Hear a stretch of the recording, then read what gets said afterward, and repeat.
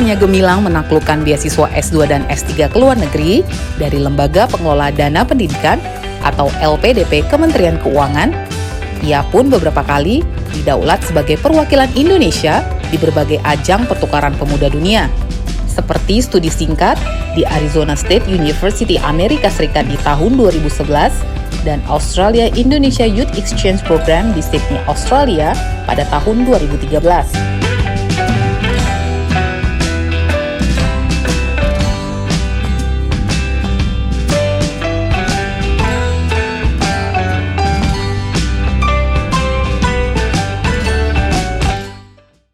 Assalamualaikum warahmatullahi wabarakatuh. Selamat datang kembali di channel ini.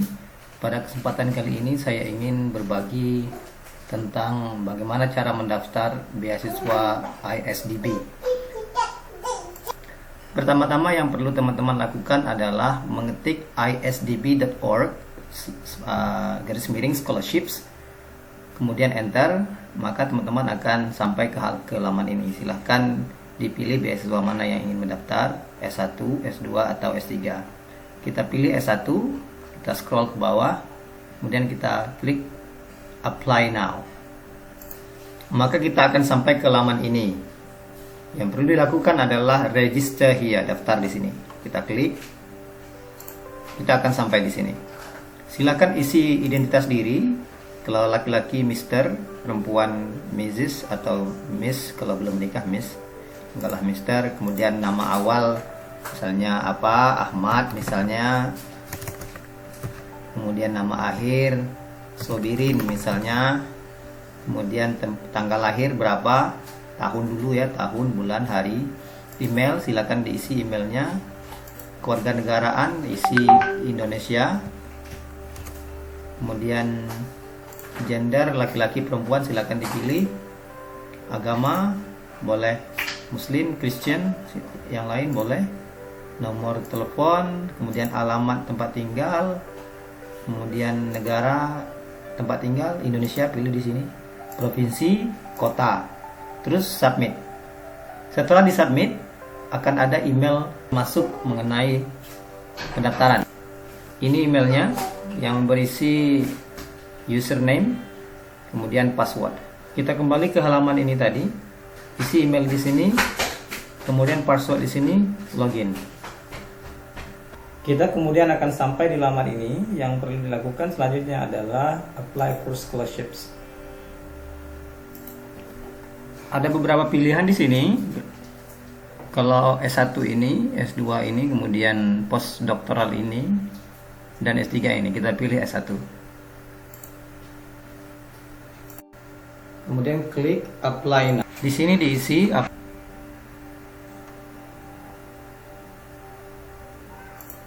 selanjutnya kita akan sampai di sini. Ada academic background, latar belakang akademik, high school GPA, kita pilih nilai akhir sekolah, apakah itu 89%, 87% tergantung. Kemudian di sini untuk menambahkan nilai rapor, diklik. Kemudian ditambah nilai rapor di sini, mata pelajarannya apa, nilainya apa. Kemudian ini bidang kajian untuk kuliah S1 silakan dipilih, misalnya agriculture. Apakah sudah diterima di kampus atau tidak? Kalau sudah iya, kalau belum tidak. Kalau iya, silakan pilih negara Indonesia, kemudian nama kampus. Ingat, kampus haruslah terdaftar dalam 10 kampus terbaik di Indonesia. Apa itu?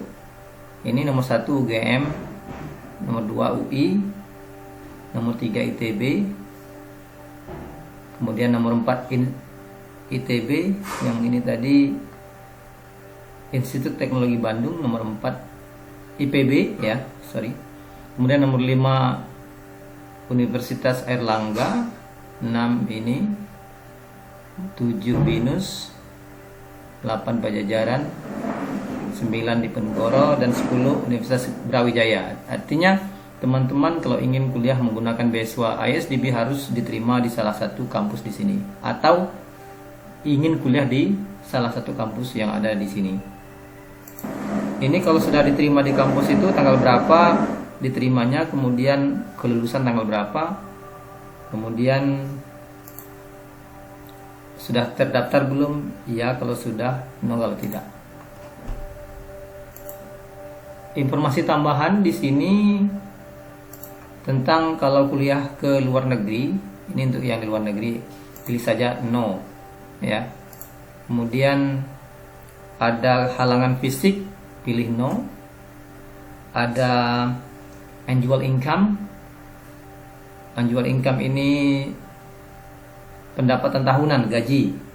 Kalau sudah bekerja iya, kalau belum tidak. Ini untuk sertifikat bahasa. Silakan diklik dan isi. Kemudian dokumen yang diperlukan adalah KTP yang merah-merah begini, itu wajib ya, dan harus dalam PDF. Dan dokumen yang ditulis atau dikeluarkan dalam bahasa Indonesia harus diterjemahkan ke dalam bahasa Inggris. Kemudian birth certificate, sertifikat lahir, akte. Ini sertifikat kesehatan, bisa nyusul karena tidak ada bintang merahnya.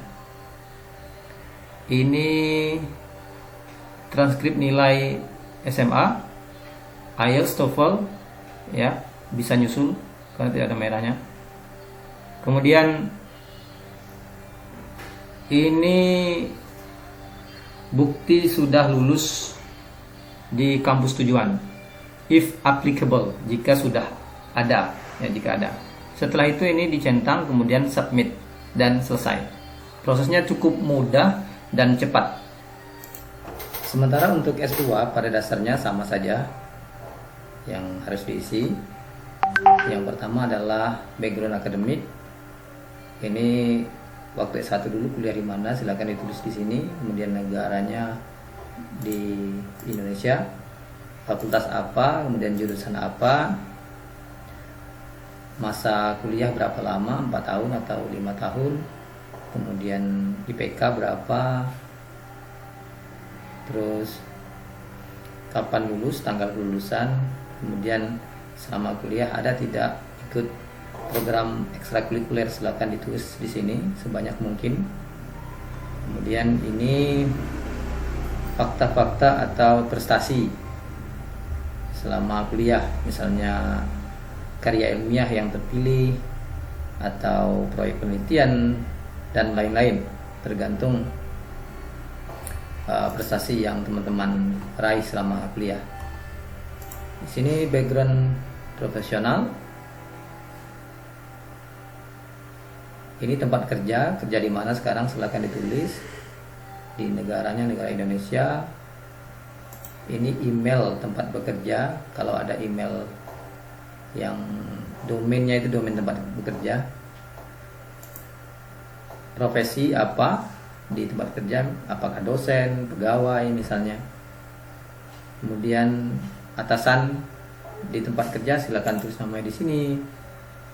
Kemudian atasan itu siapa? Dekankah, rektorkah, atau tergantung posisi atasan kita. Nomor telepon atasan, kemudian kapan mulai bekerja di tempat kerja tersebut diisi di sini. Level posisi di tempat kerja, misalnya junior assistant, mid level, senior, terserah. Kemudian sudah berapa lama kerja di sini, isi misal 3 tahun, 4 tahun. Kemudian proposal S2, silakan dijelaskan masalah yang ingin diselesaikan atau relevansi pembangunan yang berhubungan dengan kuliah dan negara tempat tinggal. Ya, silakan ditulis di sini. Jadi ini apakah ingin kuliah S2 yang di kelas saja, coursework, atau tentang yang riset? Karena S2 kan ada 2 di luar negeri, khususnya di sini di Indonesia kayaknya cuma 1 saja. Ada S2 yang murni riset, tidak ada kelas. Ada yang murni kelas. risetnya paling menulis disertasi atau tesis. Kemudian ini proposal, dalam bahasa apa yang akan digunakan nanti, proposalnya bahasa Inggris, bahasa Prancis kah. Kemudian ini bidang kuliah kita, silakan dipilih. Informasi tambahan sama saja dengan yang di S1 tadi, apakah misalnya untuk berangkat ada halangan kah, misal kendala kesehatan untuk apply visa, atau di blacklist di negara tujuan atau di negara lain misalnya, silakan diisi yes atau no di sini. Kalau menurut saya sih no saja. Kemudian sudah pernah apply beasiswa ini sebelumnya, dipilih ya atau tidak. Kemudian dulu S1 dapat beasiswa atau tidak, pilih ya atau tidak. Ada kebutuhan fisik, misalnya teman-teman difabel misalnya, silakan dipilih ya atau tidak. Ini pendapatan tahunan, pilih ya atau tidak. Sertifikat bahasa, kemudian sertifikat kemudian training yang pernah dijalani, ini juga harus disertai ya. Tulis 3 nama orang yang bisa merekomendasikan kita, referees. Bisa dari orang dari kalangan profesional, bisa juga dari kalangan akademik ya. Yang jelas dari former professors, mantan profesor atau orang yang pernah mengajar kita di perguruan tinggi. Attachmentsnya sama, KTP, kemudian CV, kemudian sertifikat kesehatan yang bisa nyusul, surat rekomendasi dari 3 orang tadi, kemudian ijazah S1 dan transkrip, sertifikat kerja jika ada ya, yang tidak ada bintang merah berarti sunnah bukan wajib. Kemudian bukti sudah akan diterima atau sudah diterima di kampus tujuan jika sudah ya.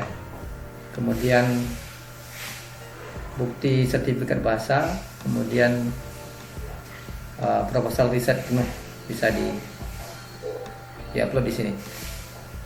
Kemudian declaration silakan dicentang dan submit.